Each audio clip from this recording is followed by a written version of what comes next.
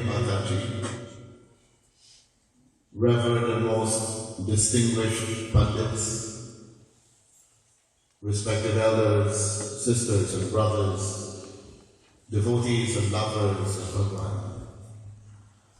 This morning it is indeed an honor, pleasure and privilege for me to come here and sit with you in this extremely divine and most beautiful mandir to share, to join and to participate in your Sunday morning satsang.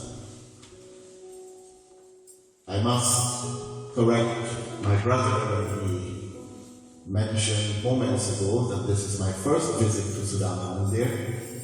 I was here about 12 or 13 years ago when my chacha, Ramesh, was here. I came and performed pravachan during his time as well. I'm indeed very happy to see so many devotees here. I have my entire family present here with me, some of my godbrothers, godsisters, godchildren, and even devotees who I've not seen for a number of years here from Guyana. I want to, like all the others, extend to all of you a very sincere, hearty, and most cordial word of welcome to this morning's satsang. As you all know, the year 2013 is fastly coming to an end. And most of us, we would have already made our resolutions for the new year. We would have made our plans for the new year. We would have set certain goals that we would like to secure or achieve in the new year as well. What I would like to do this morning, my friends, is leave with you just a few tips or instructions as to how you can be able to enjoy not temporary peace and happiness in the new year, but tremendous joy, happiness, and success in all your plans, your endeavors, and your activities. Very often, we fail to realize how important it is for us to add spirituality to our many plans.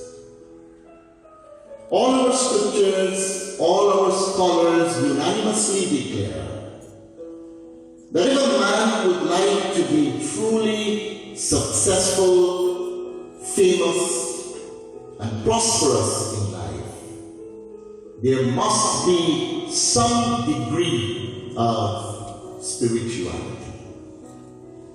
And this is what is lacking today in this modern, sophisticated world that we live in. We find time for everything else except God. We make time for everything else except God. When it is time for us to pray, we have so many excuses, my brothers and sisters, but yet we have the desire within us to be successful and prosperous every single day of our lives. One writer tells us that in order for us to always be happy and successful, we need to constantly remember God. I want you to ask yourselves this very pertinent question. I'm trying to be as sincere, as honest as possible. Do you always remember God? Do you think about God every single, I cannot say every moment because that would be virtually impossible for us. But do you think about God every single day? Some of us would do this, but most of us would only think about Him and remember Him when we need Him. Kabir Das, a modern-day poet and scholar, in a very appropriate Kabir Doha, tells us about the benefit of remembering God all the time, my friends.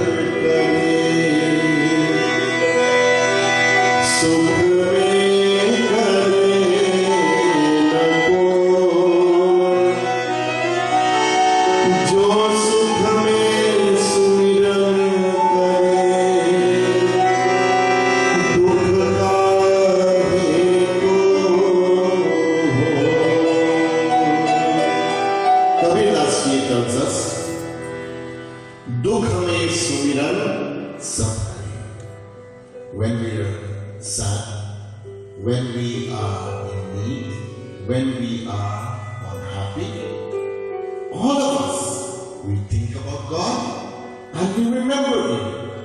Sukh mein kare na koi. But when things are going our way, when things are going well for us, my friends, we have the job that we wanted, we have the right companion, we have wealth, we have power, we have prestige. When we have all of this, who wants to think about God? There's no need for it. Kabir Das places a challenge before us. He says, Jo sukh mein sumiran kare, dukh kahe ko.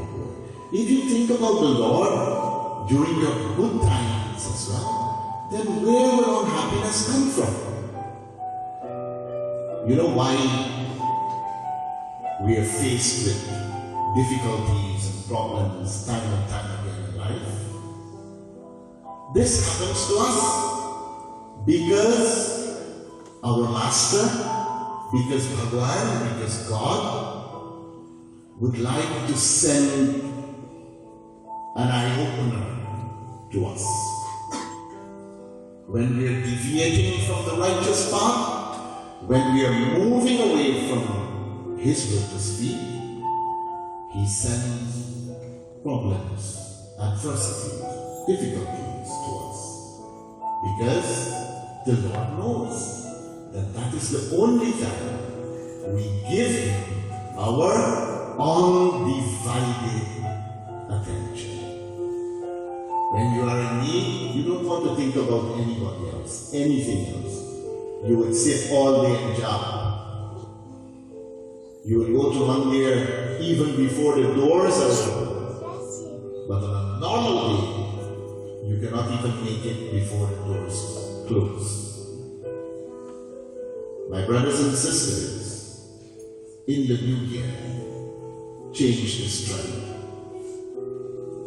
And you will be able to see the amount of changes that will take place at a rapid rate in your lives. Think about the Lord. Remember Him. Do not use Him as a spare wheel. You know, in every vehicle, there is a spare wheel at the back. Do you ever remember that? No. You will never remember that there's a spare wheel in your trunk or in the back of your car. But the moment you get a flat tire, you expect for that spare wheel to be in good order so that you can continue to go. It's not so. When you go to that wheel, you would like for it to be ready so that you can put it on and continue your journey. This is how we treat God. God is within us. God is around us. He's here, there, and everywhere. But yet, we fail to recognize Him. We fail to acknowledge Him only when we need His help or His guidance. Change this, my brothers and sisters. And what will help you to always remember God? The name of the Lord will always help you to remember it. It is a very sad situation to say that I cannot tell you this morning to even remember the names of your children to help you to remember God, because instead of naming our children Ram, Krishna, Shyam, Lakshmi, Rama, you know what type of names we're using now. So every single day of your life, take the name of Bhagwan. It doesn't matter where you go. Chant it incessantly while going to work. Instead of polluting your mind with things that will not benefit you in any way, listen to a bhajan, listen to a kirtan, sing along, chant the name of the Lord. And that is what will help you to always remember Him. As Sant Murari Bapu says, Jis bhesh mein, jis bhesh mein, jis haal mein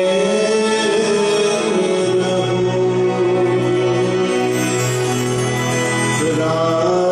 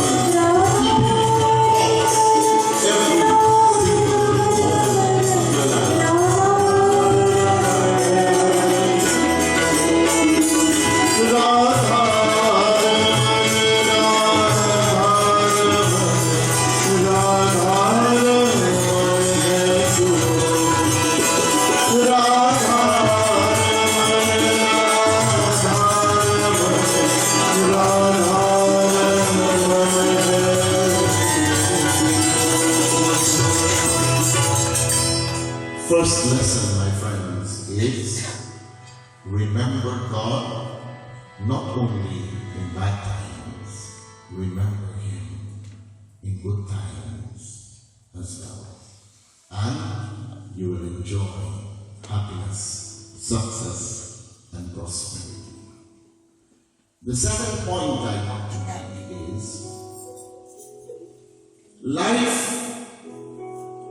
cannot be flamboyant all the time. There will be periods of dormancy. And whenever disappointment stares you in the face, whenever you are confronted with difficulties, seek the shelter of God. Seek the shelter of God and place your faith, your trust, and your confidence in Him. Are we doing this? No. Whenever we are confronted with difficulties in life, we turn to ordinary mortals like ourselves for help, for protection, for guidance. But those very individuals, those very persons are in the same situation like us. They can only help us to a certain extent. But when you go to God, when you go to Bhagwan, my friends, when you hold on to the feet of the Lord, the impossible becomes possible. No problem would be too difficult for you to overcome through the grace and the blessings of the Lord. Seek His shelter at all times. As the bhajan says, Sharan mein aaye, hai hum tumhari, daya karo hai, daya karo. In times of need, if you go and seek the protection of the Lord, He will never turn you away. You know why? Because He is Dayalu Bhagavan. He is the most merciful. He is the most loving. He is the most compassionate. There's a beautiful verse that I want to leave with you, and it goes like this. Hey Mukunda Govinda Hari Nanda Nanda Hey Mukunda Govinda Hari Nanda Sharan Sharan Mera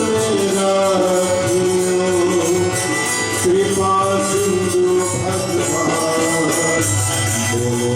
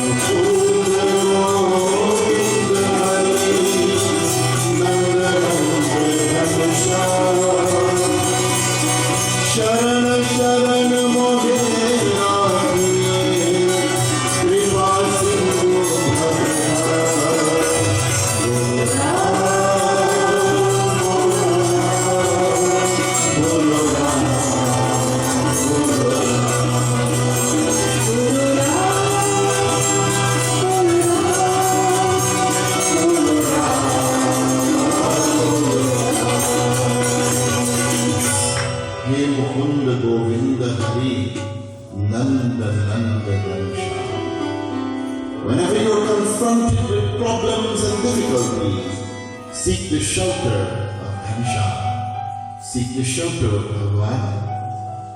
Charan Sharan mein rakhiyo. Hold on to his feet, his charan. Prostrate at his feet. And he will save you because Kripa Singh Bhagavan. He is Bhagavan. He is the Lord of the three worlds. I want to give you three words this morning. And they are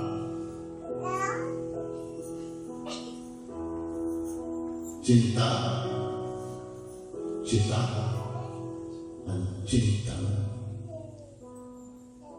Chinta, Chitta, and Chintan. Chinta is something that all of us practice on a daily basis. Chinta means you are always worried. You are worried about this, you are worried about that.